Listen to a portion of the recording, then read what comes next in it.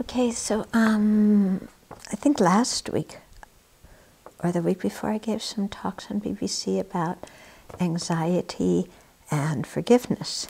And so somebody wrote in and said, your talks on BBC about forgiveness and anxiety have been very helpful. And you're reminding us whiny baby boomers about the difficulties of our depression period parents. I see now that so much of what they had done came out of love for us, for they didn't want us to have to suffer, go through the lacking that they had. It must have been very painful for them to see how unappreciative we were.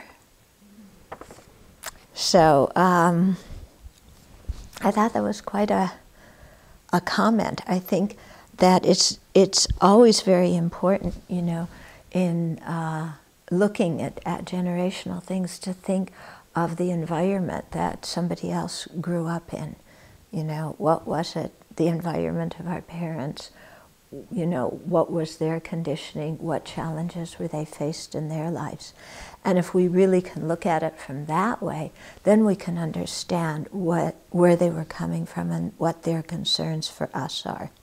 If we don't look at them as people, but just see them as our parents, whose duty it is to do everything we want, then of course there's going to be a lot of difficulties and disappointment in the relationship.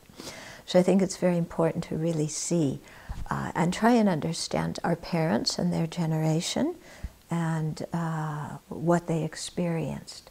And so I had been talking in terms of my generation, you know, with our parents who grew up in the Depression and so on, and, you know, who lived, many of the people here, your parents were in World War II, and, you know, how that affected them and how that affected the family and your upbringing. And so to really understand that is very, very helpful.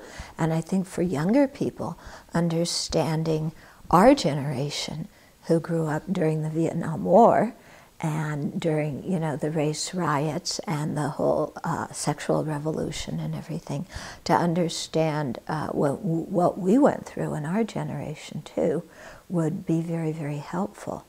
Because I know sometimes we have very interesting generation discussions here at the Abbey, and I remember regarding race relations, you know, some of the younger people couldn't understand you know, our generation and how we felt about race relations, because they've grown up in a really different environment about that. Yeah. Whereas for us, it was such an incredibly painful issue in our lives to really see the bigotry and the discrimination. Not that it's gone now, but it's certainly, you know, nothing like what was going on, you know, when we grew up. So I think it's always helpful to understand the other generations, and also if you have kids, to understand your kids' generation and that they're growing up in completely different circumstances. For example, where, you know, live people are incidental things because your technology is the most important thing. You know, it almost seems that way for kids. You know, and what's it like for kids to grow up with so much technology and so much you know, possibility out there, and very little guidance about how to use it, and very little awareness about how all that technology is influencing their mind and influencing their social skills or lack thereof, you know?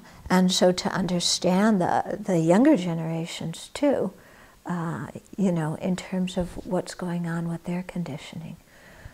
Yeah. So I think all in all, I mean, the whole thing is trying to pull ourselves out of our own viewpoint that, you know, what I experienced is the one reality, what I know is the only way, you know. And it's not like we say that consciously to ourselves, but because we're always looking through the first person, we kind of think that, you know, even though we're not aware. And so really trying to put ourselves in the shoes of other people. And this goes not only for generations, but also for people in different countries, you know, to put ourselves in the in the shoes, let's say, of the Muslim immigrants to America, you know, and what kind of situations they're leaving and what situation they're coming into, and try and really understand it. Yeah? And so it goes, and then also to understand the people who are afraid of immigration, you know, what's their conditioning, what are they living in, and what are they projecting, you know, what are their concerns. And so to really try and get a global view of how different people think, yeah, and that we're all conditioned beings, so we can't just say one way's right and one way's wrong. In fact, it's not an issue of right or wrong, it's an issue of how do people think and how can we bring harmony